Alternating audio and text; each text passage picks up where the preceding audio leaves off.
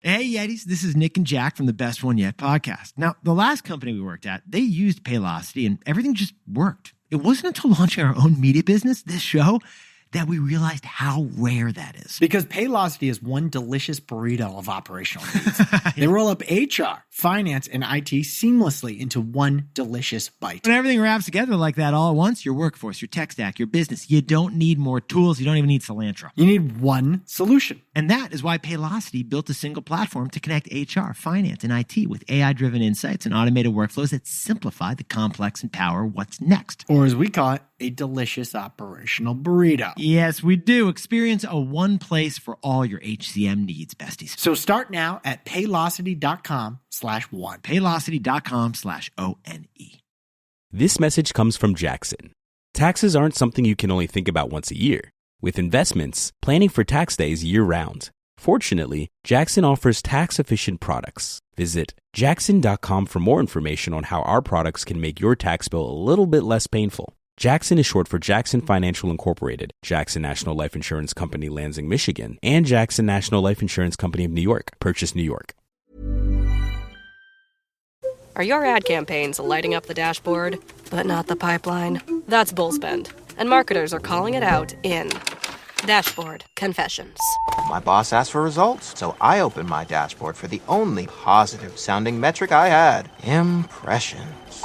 Cut the bull spend. See revenue, not just reach. LinkedIn delivers the highest return on ad spend of major ad networks. Advertise on LinkedIn. Spend $250 on your first campaign and get a $250 credit. Go to linkedin.com/campaign. Terms and conditions apply. Hello, everyone, and welcome to Tech Magic, the podcast where we venture into the heart of technology and talk about gaming, innovation, artificial intelligence, spatial computing, and everything in between. I am your host, Cathy Hackl, and I'm joined by Lee Kebler. Lee, how you doing? I'm hot. We are setting record temperatures. It seems like all over the country we're setting record temperatures, but in Oregon we're like 103 today, which is unreal for a city that by and large does not have air conditioning. So yeah, it's an interesting week in Oregon right now. Yeah. So we're recording this without camera, actually, because I think you're probably overheating somewhere. Yeah, I'm in like a tank top just sweating over here. I don't think anyone needs to see that. But yeah. It's like sweating to the oldies. It's just like, Richard that's Simmons, a lot. I got like a Richard Simmons tank top just sweating. Oh, that's hilarious. Yeah, I mean, it's hot here. We had a heat wave. I feel like we still have a heat wave. It feels like it. But yeah, I don't know. It's been interesting. We've been just doing a lot of family stuff, a lot of summer stuff. So I was in Virginia Beach last week. I'm off to Costa Rica next week. Oh, that's awesome. Yeah. So just enjoying family time, going to the beach, trying to get away a little bit from the heat. How was your 4th of July? I mean, you're in the DC area. I feel like that's the 4th of July like headquarters, isn't it? Yeah, it's I was joking. I said there's 2 dates that I'm always trying to be in the DC area. One is 4th of July for sure, because it's just the best. I mean, they go all out with the fireworks here, just the best and everything. And then the White House Correspondents Association's dinner weekend, because everyone comes into the city. Those are the 2 times I try to be in DC, but it was beautiful. We actually got to go on base at a base called JBAB and watch the fireworks, which is beautiful. It's like the base where a lot of like the 3- and 4-star generals live. So they go all out and they have tons of stuff happening. Yeah, it was really fun. It's a great time to be in DC. That I would say 4th of July is definitely a must for folks to experience at least once, because it's just an adventure to be here for that, So, but you and I were just talking. I feel like everyone's checking out for the summer. Like things are slowing down. It's true. It's very true. We are. The news definitely is slowing down a little bit. We're getting trickles of information. It's more like speculative leaks than like earth-shattering, hey, this is right around the corner. I mean, obviously that changes as we get closer to September and October and we start getting closer to like larger tech company announcements. But right now, we've kind of gotten past AWE, past Canes, past all of that, and we've hit that summer lull, which can be nice. It allows us to focus on stuff that I think would normally fly under the radar, which is cool, and play a little bit of catch up of things that we may have missed. But yeah, by and large, I think everyone is just kind of in that heat hibernation. Yeah. Or they're off to the beach or whatever. So Oh, yeah, we over the 4th, my wife and I, we ran straight to the mountains. We went up to Mount Rainier. We spent the week, 4th of July week, in the snow. We were just like, forget I forget saw this that on heat. your Instagram, and you went berry picking as well. So Well, yeah, because you kind of have to. Like, they're just falling out off the trees at this point, and there's berries everywhere. So we're everywhere. actually in the process of shopping for a new freezer because we have to. Too many berries. I'm not kidding. I love that. I love that. Yeah, so let's get into the news, Lee, because you were taking a break in August, so we got a couple more shows coming up.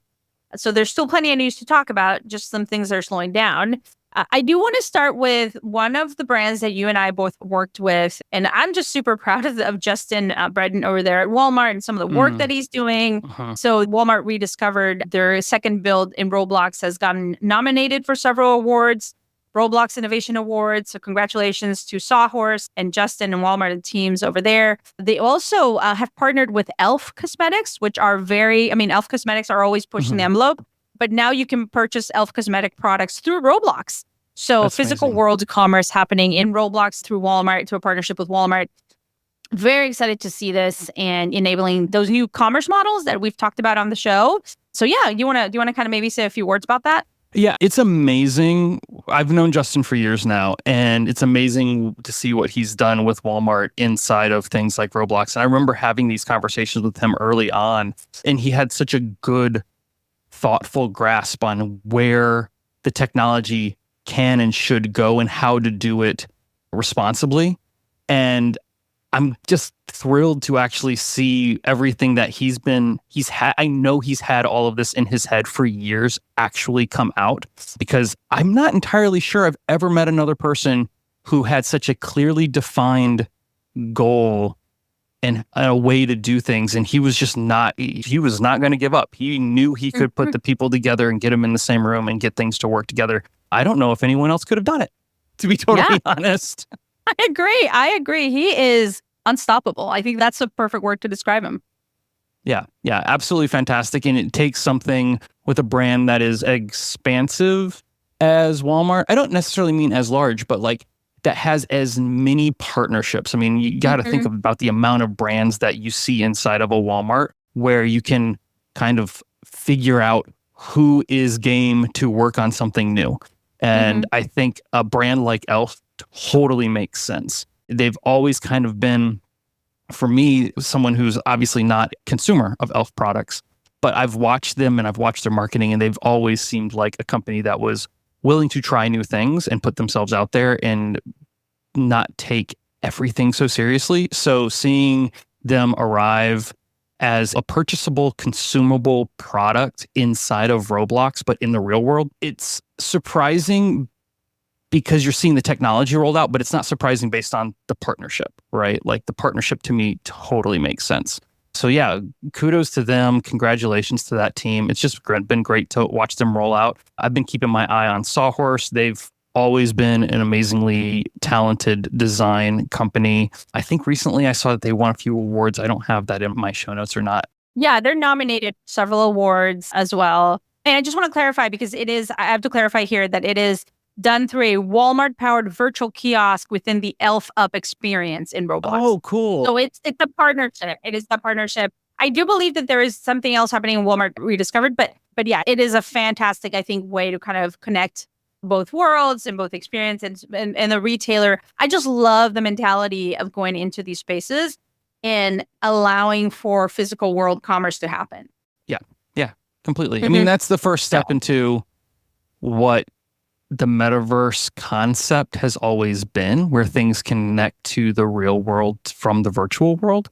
And I think it's been the missing piece that we keep seeing people try to build their own little siloed micro metaverses, and they don't ever seem to like work out because lowercase metaverse. Yeah, lowercase metaverse. They kind of fall into these like tiny little attempts that don't ever really connect back to the real world. So to see something as large as this start bringing it back, these are the moments where there's actual groundwork happening, I think, to the metaverse. And it's exciting. I mean, it's not something that changes the world overnight, but it can over, years. And I think that's what we're going to see. It's not going to stop. It'll just continue to snowball. I agree. So it'll be exciting to keep watching that. I also want to talk a little bit more about some of the other news happening in gaming. So one of those stories is around Nintendo, which I know is one of your favorites, Lee. It is. It's second to Atari. Yeah, I feel like we always end up talking about Atari and Nintendo quite often. So if you listen to this podcast, you're like, of course, they're going to talk about that. But yeah, it's a story that came out talking about Nintendo becoming the biggest company in the games industry and maybe the world to say no thank you to using generative AI. It was in PC Gamer and talked about kind of their approach towards generative AI and kind of how they view it coming into their games. You know Nintendo a lot more than I do as a company. Why do you think this is their approach? I mean, why do you think it makes sense? Well, I read this article and it's a bit misleading in the title. So the truth is the gaming industry has been synonymous with the letters AI for probably decades at this point when you consider programming in the sense of the character you're playing against, the boss level, right? The bad guy that you're fighting against. They typically have what is called AI, where they're adaptive to the player's movement to kind of counteract and make the game more challenging. This has been in video games for a very long time, maybe since the beginning of it, really, if the video game was any good, where it was adapting to the player's input. That is easily considered AI, and gamers have always considered it AI. Oh, this game has bad AI. You hear that a lot, and that's just about how the characters within the game react to your input. So it's not that they're saying no to generative AI in the sense of how their programming is. They're saying no based on art direction and art style. This seems like they're really doubling down on creativity, and the way that it reads is really nice, and you want to hear companies talk this way. And I think that to a very large extent, they mean it. But there's also a level in history with Nintendo, and this is very much still in play today, where Nintendo doesn't put out cutting edge technology consoles. That's not what they've ever done. They've always put out consoles where the hardware was very well established, and then they pushed those consoles to the farthest regions of their abilities, technologically speaking. And we can even see this in today's Nintendo Switch. The Nintendo Switch is a tablet from 2017 that was outdated when it launched. Like, it just wasn't a very powerful tablet. It didn't have to be, and they set out to prove that. They've done this every time. Even the Game Boy, when it came out, there were better options than the Game Boy, but the Game Boy, they knew how to program for it and milk everything they could out of it. Even going back to games like Super Mario Brothers, which we all know and love and played a dozen million times, the graphics inside of that game were based on what the hardware would allow you to do at the time. So the whole idea of the Mushroom Kingdom and the fact that Mario is stomping on these mushroom characters and going up and down pipes and there's a castle and blah, blah, blah, blah, blah, were all based on limitations of what they could do with the graphics. And so that's just how it played out. And then they kind of formed the lore around what they could do. And we've seen that change over the years. And it still does that to today. I think they like pushing, you can see things like the most recent Legends of Zelda game, Tears of the Kingdom, where you have a build mechanic where the player can literally take objects from all over the world and build whatever crazy contraption that they want with them. It is an amazing mechanic that is operating on a very old piece of hardware. It's shocking that it works as well as it does, and it works very well. They're putting that kind of generative creativity in the hands of the players, where it belongs. And I'm not at all surprised to hear them say, no, we're not going to go down this generative AI side of it. Now, their public statement is because they recognize, and they've said this publicly, they recognize there is problems with where that generative AI is scraping data and that it is taking IP. And there is no company, maybe second to Disney, that is as protective over their intellectual property. And I would dare say Nintendo might be more protective over their intellectual property than Disney. It's just a different set of like regional laws, but they're incredibly protective over their intellectual property. And they always have been. So I'm not at all surprised to see this. I'm actually really thankful to see this. And I'm actually thankful to hear them call out, hey, this is not necessarily being pulled from legitimate sources, so we are steering clear. That's a responsible thing for a company their size to do. Yeah, and with the type of IP that they have, I think I agree with you. I mean, and Nintendo always leads in some way. I always look towards them. not on a moral basis, but more on like a leadership basis. I think that they've done a lot of things right and a lot of things wrong, obviously, but mostly right, I would say, definitely. They're not a company that is shrouded in scandal, knock on wood. They really don't. No one is surprised to hear when there's like a legal objection from Nintendo that's going to protect their IP, and they'll go straight after the little guy. Absolutely, they will. I've seen them do it. They're technically not wrong. Like, they stay within their rights to do so, but they are absolutely set on making sure that their content is protected as far as they can. So I'm sure that they're even looking into how AI is scraping their own data and creating legal form, and they don't want to get caught up on the opposite side of that, which we watched the New York Times do, by the way, right? A couple of weeks ago, New York Times is saying we're suing ChatGPT for scraping our data, and then they get caught using AI to fire their graphics teams. Like, you can't have it both ways, and I think Nintendo understands that, so they're doing what they can to protect their intellectual property. Yeah. But I think all eyes will be on the different rulings that will come from, the judges having to deal with a lot of these cases when it comes to AI. So lots to be obviously determined this year. Talking about gaming, are you playing games on LinkedIn? No, I didn't even know that was I'm playing. It depends on what your definition of playing games on LinkedIn. I think everybody on LinkedIn's playing a game. Like, not on the dating apps is playing games, but anyway, on LinkedIn, some people do play games, I guess. No, actually, it's interesting. I've been doing a lot of diving deep into gaming. Obviously we talked about Netflix going into gaming and like having all these sorts of games for their shows, like Love is Blind or like whatever show it is, they're trying to do games. Not all the games are great, but there's lots of these platforms going into gaming. We've talked about New York Times going into gaming, obviously, but there's YouTube playables, which I haven't really played around with any YouTube playables, but there's games in YouTube. Sling TV has something called Arcade. LinkedIn also has games. They had announced them back in May, but you can actually play Sudoku style game called Queens, a trivia game called Cross Climb, and Pinpoint, which is very similar to the New York Times Connection game. You can play those with your first degree connections to foster connections to people in your network. I'm not playing games on LinkedIn yet, but apparently you can play games on LinkedIn. So LinkedIn now is a gaming company. There you go. I think on some level, every tech company has that aspiration. It is interesting to see LinkedIn. They're quick with their experiments, I've noticed. They roll out things, they kind of shadow drop features and don't tell you about them, and then you kind of like slowly discover them. I think they made a concerted effort to try to take some of the virtual meeting capabilities from Zoom back into LinkedIn. That didn't seem to ever catch, but I give them all the credit in trying. Like, I get why they would want to do that. LinkedIn seems like a strange place to put that because it's like the antithesis of the purpose of the platform. I don't know. But maybe as younger people enter, maybe that's what they're catering to or what they want to cater to. We'll see. We'll see if it works or not.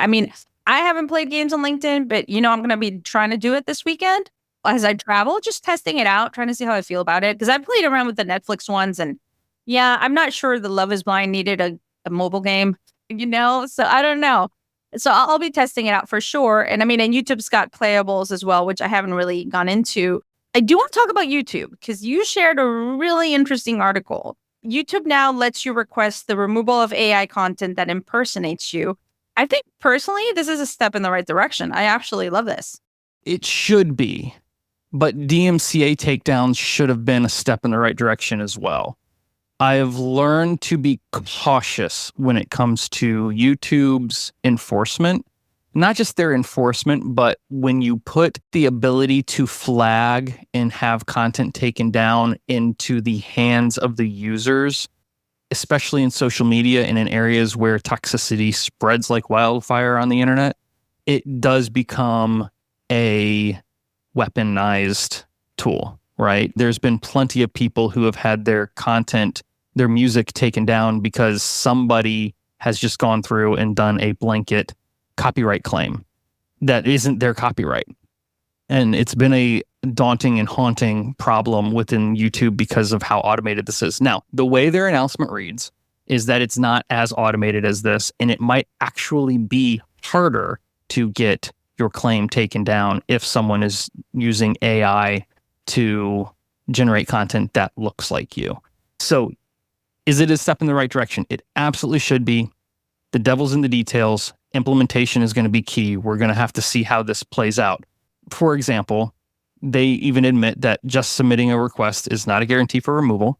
The criteria leaves a lot of room for ambiguity. So their criteria says that they will consider whether the content is disclosed as altered or synthetic, whether a person can be uniquely identified, and whether the content is, this is their word, realistic. So that leaves a lot of space for things like parody and satire. It's just really vague. There's even one term in there that I can't quite figure out what they mean by this. If it contains some value to public interest, that's also a consideration. That's what the heck gray. does that mean? Like, that's pretty gray, especially if you're talking politics. Yeah, I'm not entirely sure what that means. So we'll see. It's great that they admit there's a problem. That's the first step. The first step is admitting you have a problem. Like it's a 12-step program. Yes. First you admit you have a problem, then. And then you write really ambiguous end-user licensing agreements. Step 2. Oh, maybe it's only 3 steps, not 12. But oh my goodness. So yeah, we'll have to see. I mean, in principle, how about that? In principle, yes, it's a good idea. It's a good. Oh, it's absolutely. A step in the right direction. It's absolutely necessary. It's going to be a big deal. And I'm hopeful that with having their own AI engine through Gemini, if that gets baked in, which I think it will obviously get baked in some way, shape, or form, they'll at least have more of a capability of policing and defining AI faster than humans can even do it, because they'll know from where certain things come from, right? So like when you have music on YouTube and it gets flagged, sometimes it gets flagged inappropriately by another user. Sometimes it gets flagged appropriately by another user too. Like, let's play both sides of that field. But oftentimes it's because there's sometimes a watermark, an audio watermark that is within that track that the computer recognizes that you didn't even hear. You didn't know it was in there, or a fingerprint based on the uniqueness of the waveform that audio track creates. And the system recognizes it immediately and says, no, this is copywritten material. It didn't necessarily take that file and then play it for a human that then went into a card catalog and decided that they were going to compare it to something that they thought was similar to. No, it just automatically knows based on audible watermarks and the fingerprint of waveforms. So having Gemini as part of the Google ecosystem could allow for the same type of concept for generative AI in the grand scheme of things. So now that you're mentioning Google, I want to kind of talk about something interesting that happened this weekend with my kids and AI, because you were mentioning Google and it's kind of relevant in some ways. So I was with my daughter and she had her grandpa her grandpa talk about something about a water advisory. So she was brushing her teeth, like my little 8-year-old. And a water advisory, by the way, it's like when you have to boil water because something happened to a water main break or like whatever it is, right? Because there had been one in DC on July 4th. And then she said something about, maybe I shouldn't brush my teeth. I'm like, I don't know. You're just trying to get out of it, right? And then instead of saying, because I said, who told you that? She's like, Grandpa. And I was like, are you sure? Because I thought that was about DC a couple of days ago. And all of a sudden she didn't say Google it. She just said, can you ask ChatGPT? And I stood for a second there. I'm like, oh, she just asked me to ask ChatGPT. Like, so I did. I went to ChatGPT and I asked, is there a water advisory for the area we live in for the date? And then it came back saying no. And then I verified that was true because I was like making sure it wasn't hallucinating. And it was true. There was no water advisory. But for me, that moment when my little 8-year-old said, Mom, I think you should ask ChatGPT.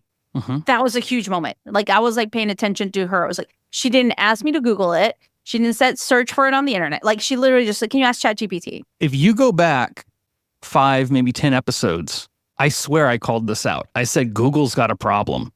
If they can't get on top of ChatGPT and fast, that's going to replace the search engine because it is a direct line of sight to the information that is needed as opposed to here's the top 5 sponsored things that you have to scroll through. You have to go through the first page to find what you're looking like. The search engine is not what it used to be.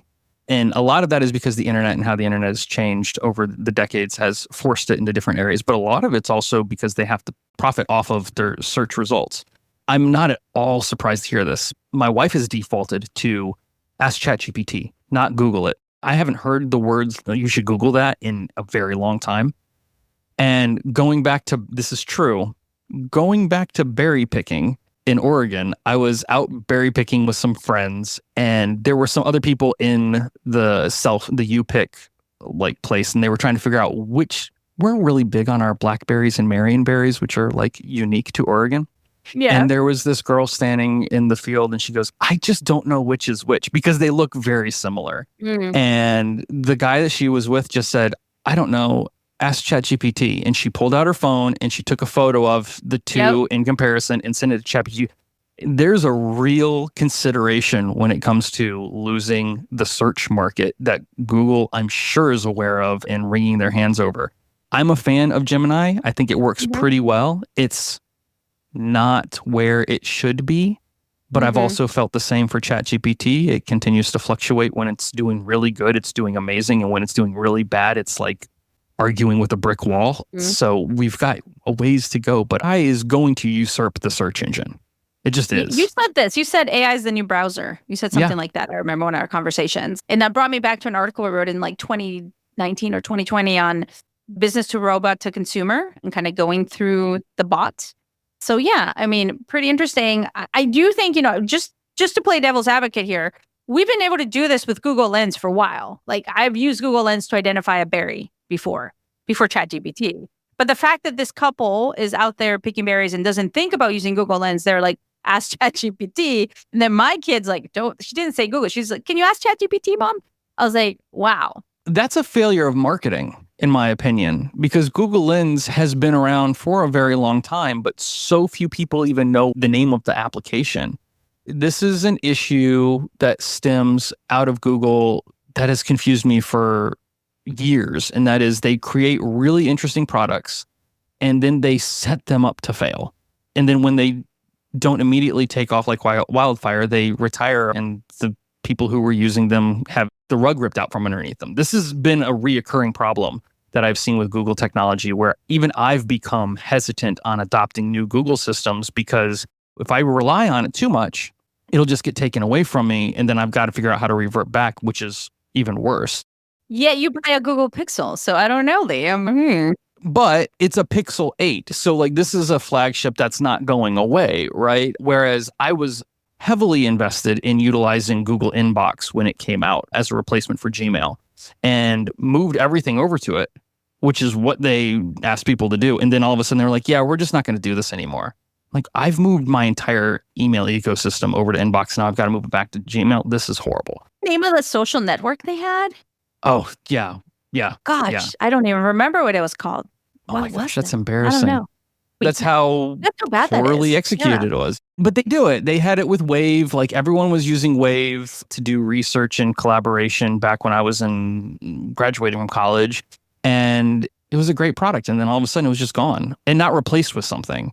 So yeah, they got to fix this. Lens is a great product and I'm glad that it still exists, but I do foresee Gemini replacing it. I do. Yeah. Well, I used to use Lens a lot to try to find stuff I wanted to buy. Oh, yeah. Yeah. I saw someone at the airport. I'm like, I like those shoes. I would use it for that kind of stuff. I would take a picture and then, put it there or put it, Amazon has that too. You can put a picture in and it'll tell you where something, it'll try to find or match something that you're trying to buy. Yes, but what I do appreciate with the Google Lens is it doesn't immediately shuttle you to Amazon, right? Like Amazon had an end goal. Yeah, sell you something, even if it's the fake version. It's why I've never had Alexa. Like I've never had a Alexa or an Echo.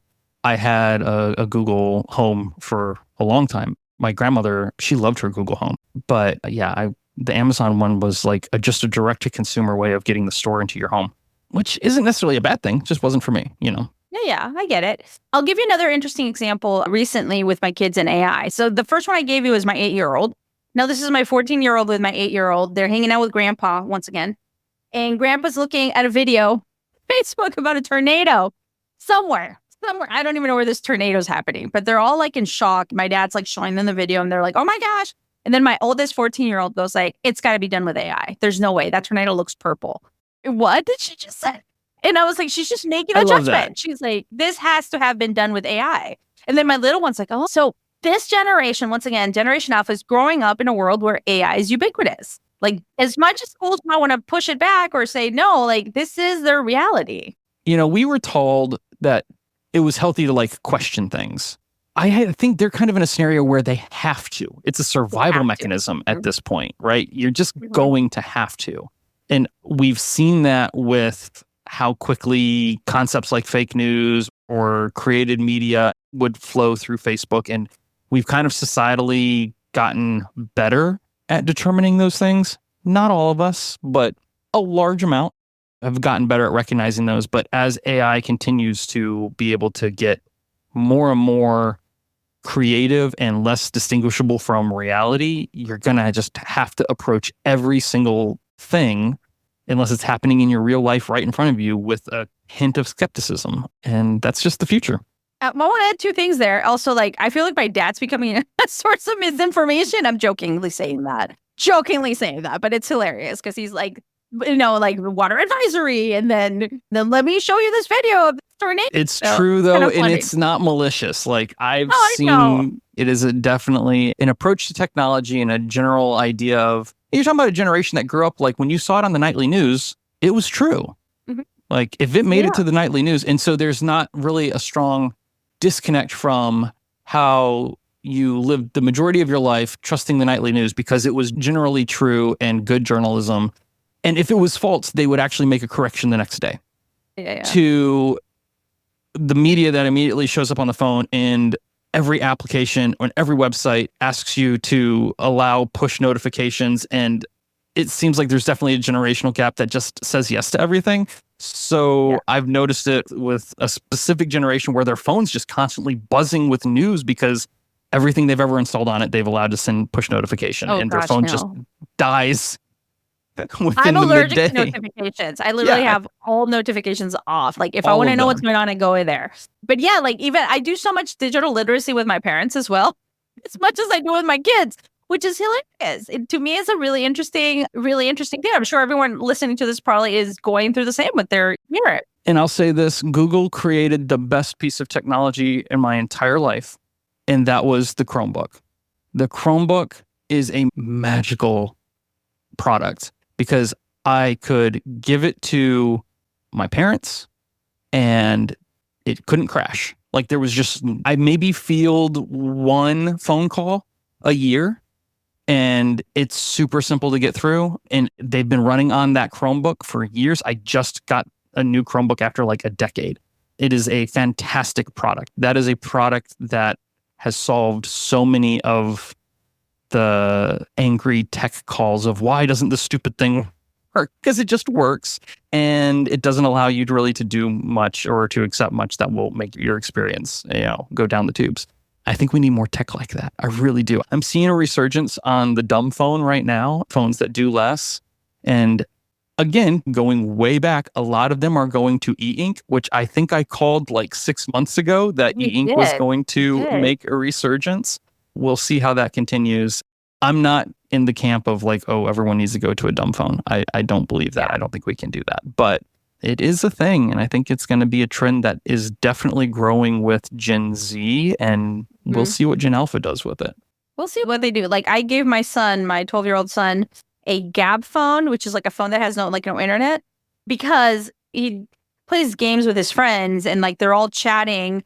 And the only way they could talk to him during the vacations was through my phone. So they were like, literally my phone was like lighting up with messages from these kids all day. So I got to that point where I didn't want to give him a cell phone, but I was like, okay, I need to manage this because this is like, I can't. Like, I'm traveling internationally and it's my phone's just text message after text message.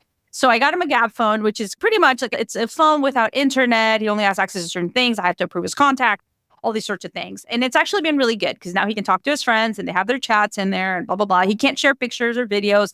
No one can send him stuff. So it's been a great step for us in that sense, for him to kind of start to practice responsibility.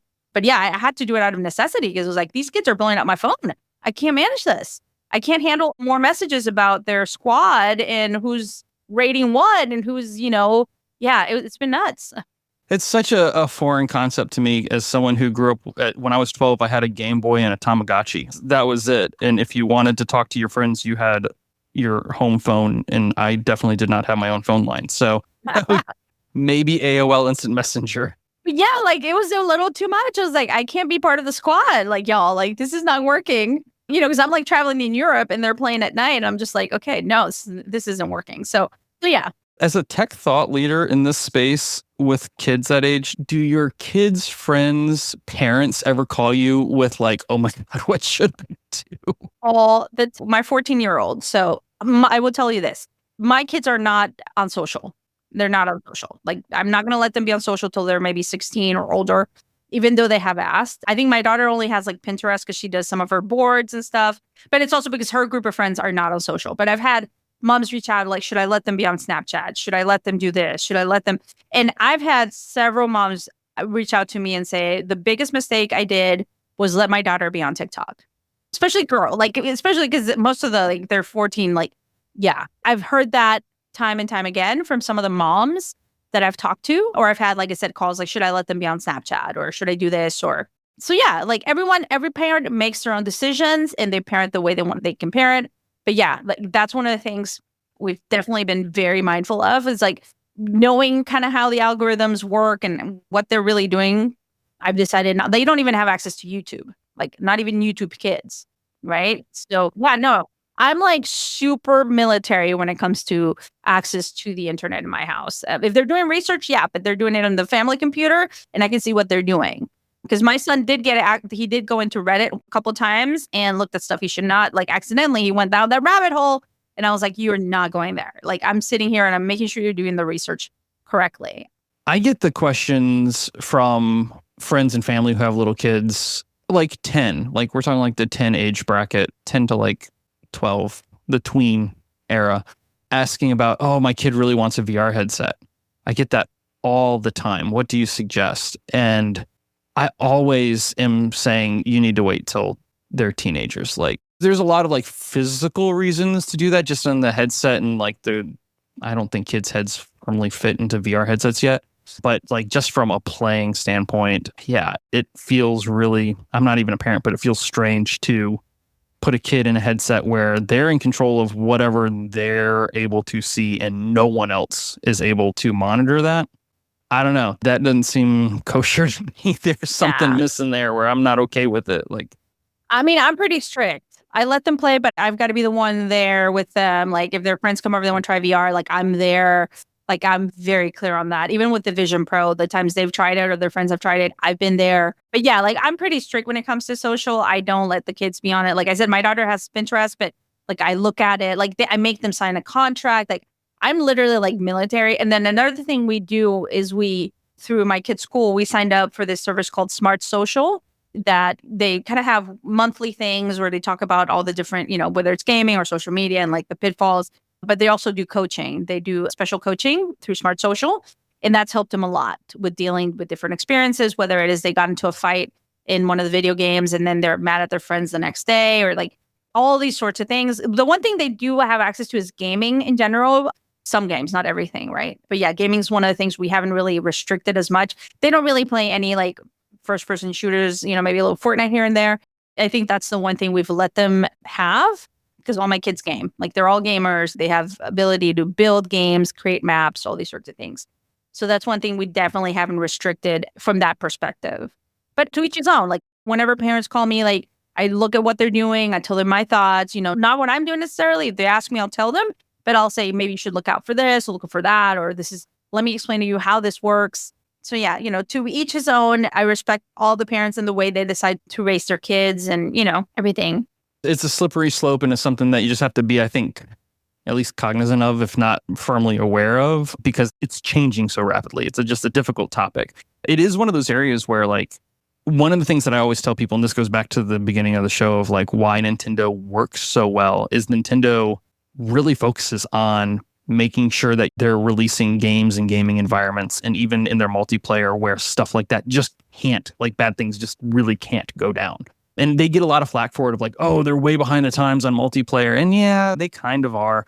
But I have absolutely no personal worry if a nephew or a niece or my friend's kid, if they're over at our house and they're hanging out and the kid wants to go play on the Nintendo Switch, I really have no question about what they're going to go play, right? Like I'm not worried about that because they're not going to be engaging with anything that, even if it's multiplayer, that is questionable because they don't have like the voice chats and things like that. So I don't know. I think that's one of the things that Nintendo actually does really well.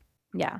Anyway, let's go and break now. And then when we get back, we're going to talk a little bit about large vision models for a very short bit. And then dispatch from the fringe. So let's go. Are your ad campaigns lighting up the dashboard, but not the pipeline? That's bull spend. And marketers are calling it out in Dashboard Confessions. My boss asked for results, so I opened my dashboard for the only positive-sounding metric I had: impressions. Cut the bull spend. See revenue, not just reach. LinkedIn delivers the highest return on ad spend of major ad networks. Advertise on LinkedIn. Spend $250 on your first campaign and get a $250 credit. Go to linkedin.com/campaign. Terms and conditions apply.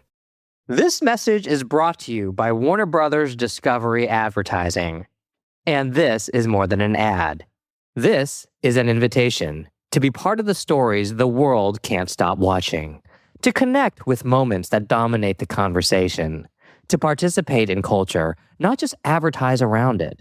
With the most sought-after IP, passionate audiences, and an advanced AI-powered foundation, WBD advertising transforms attention into influence and impressions into outcomes. This is innovation. This is impact. This is opportunity.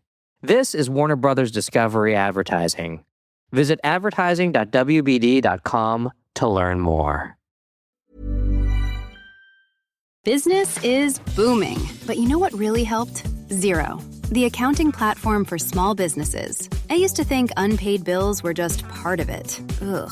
But batch payments? Wow. Automated accounts payable? Even better. All in one place. That's a big one. And I can keep track from my phone while I get the job done. No bills in sight. What a life. Do right by yourself and your business and search XERO for your free trial. Conditions apply. Business is booming, but you know what really helped? Xero, the accounting platform for small businesses. I used to think spreadsheets were just part of it. Ugh. But real-time cash flow? Wow. Invoices that chase themselves? Even better. Books that automate? That's a big one. And I can keep track from my phone while I get the job done. No spreadsheet in sight. What a life. Do right by yourself and your business and search XERO for your free trial. Conditions apply. On break. All right, so wanted to chat a little bit about large vision models. I don't want to go exhaustively into this, but it's something that I've been talking about for a while, that we've mentioned in the show. There's a great resource that came out, Armand Ruiz, who's the VP of Product at AI Platforms at IBM. This is written through his personal website, not through IBM, but he did a fantastic introduction to large vision models. I found it through LinkedIn, and he wrote, "The large vision model revolution is coming a little after the LLM one, and will transform how we process images. Enterprises will unlock intelligence from their images at a much faster pace than before." So he wrote an introduction to LVMs that covers large vision models versus LLMs, domain-specific LVMs, which are really where it's heading, the future of LVMs, and a tutorial on how to train their large vision models. Great resource. I highly recommend it. I think his website's called nocode.ai. But when he's talking about large vision models, what he's talking about, I'll read here. What are large vision models? Similar to how LLMs leverage vast text corpuses to learn linguistic patterns, LVMs ingest massive image data sets to recognize visual concepts and features. So popular examples include Google Images and Stability AI's Stable Diffusion. LVMs encompass hundreds of millions of parameters, allowing them to generate amazingly realistic synthetic images and caption photography, classifying tons of images. They can do this with X-ray, satellite imagery, microscope photos. The potential applications are vast. For instance, combining a large vision model with a large language model could enable precise analysis in medical fields, like counting cancer cells in human tissue, predicting disease progression. With large vision models, I'm really interested in looking at how we play into large vision models once we have more on-device AI that can see and is scanning the world in real time, that physical kind of spatial intelligence that's going to be created through these large vision models. So keep your eyes out. I mean, I've been talking about large vision models for a while. I truly believe that is where it's heading after LLMs.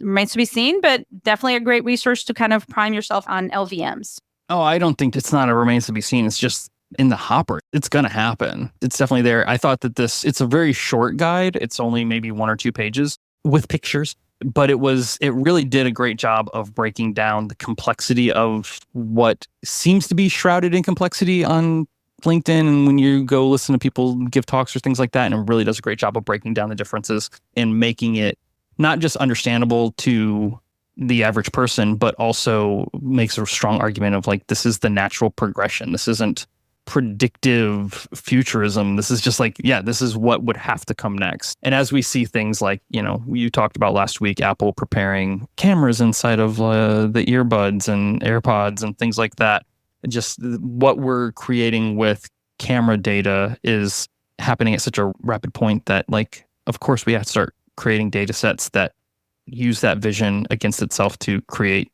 new forms of generative AI. Like, it totally makes sense.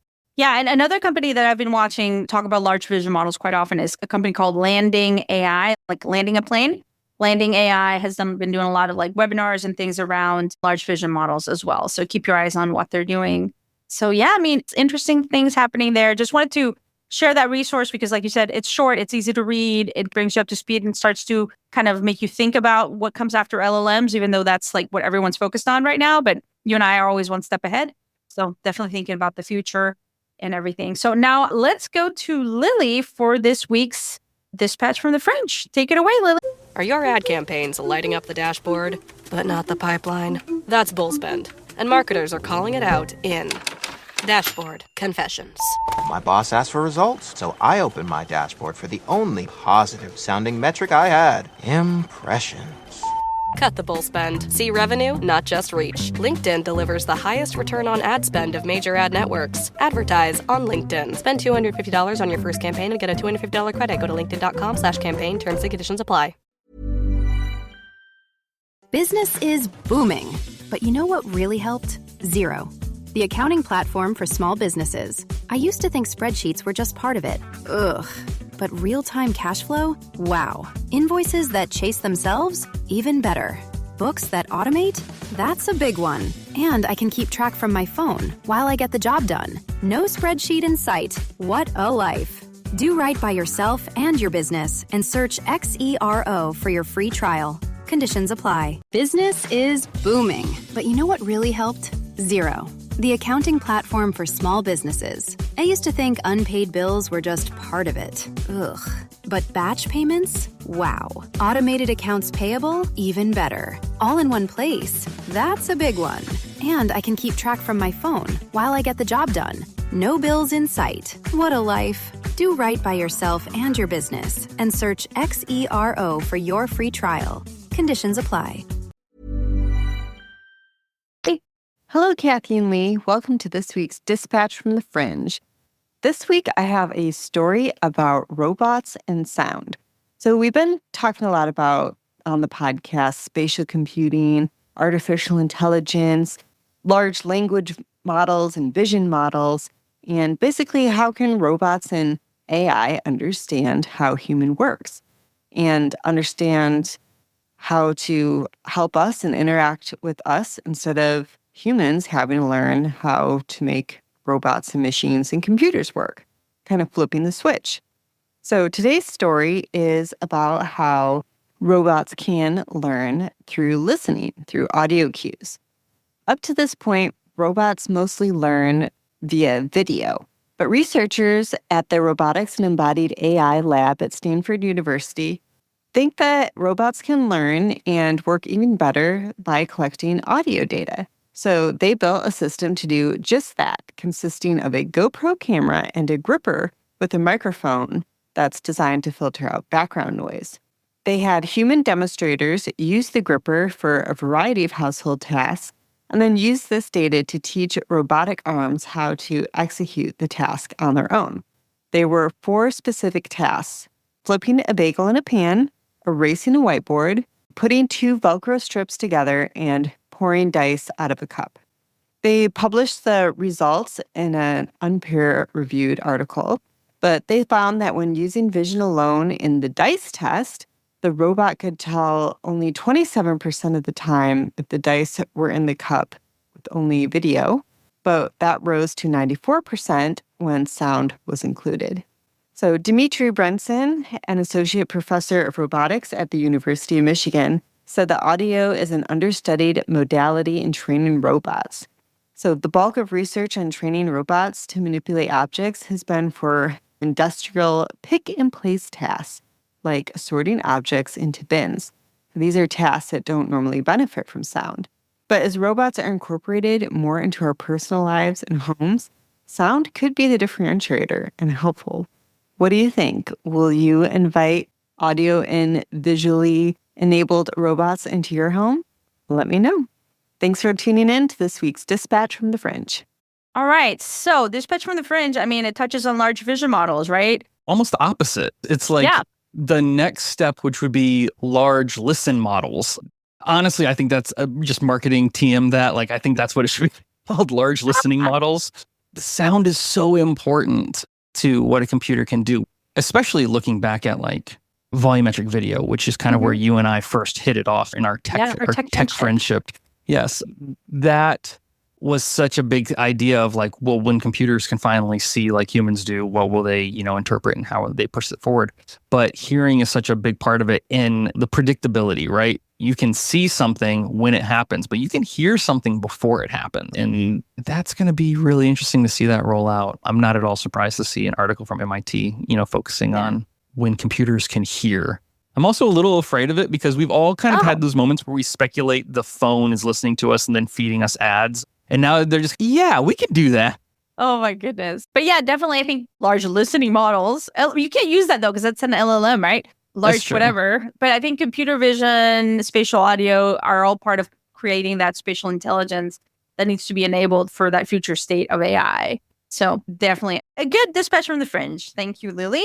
I want to give a couple of shout outs before we wrap up today. I want to thank Scott Doorley and Carissa Carter for sending me an advanced copy of Assembling Tomorrow, A Guide to Designing a Thriving Future from the Stanford D School, which is amazing. It's a great book. I'm going to take it with me on vacation. Looking forward to that. We're also going to be interviewing Matthew Ball about his refreshed version of his book coming out on July 23rd. The interview drops July 24th, so keep your eyes and ears out for that. It's going to be a great one. It's going to be an extended version that we're going to do. And then I'm off next week to Costa Rica, but then also going up to New York for Christie's 8th Annual Art Plus Tech Summit. It's one of the best events I go to every year. But this year, I'm going to be there with Rafik Anadol, Vinod Khosla, Megan McDowell, Steve Wozniak, and many more amazing speakers. The focus of this year's event is on technology trends as they intersect with the creative and luxury space within 4 pillars of innovation, which are AI in real life, art and its market, thoughtful luxury, and then new paradigms of technology. I will be speaking in the new paradigms of technology. So excited to talk about new interfaces and spatial computing and large vision models. Fantastic. All right. Well, have a great week and we'll pick it up next time. Yeah, hopefully we'll get some more news. Let's see what happens between now and next week and everything. So I will see you soon.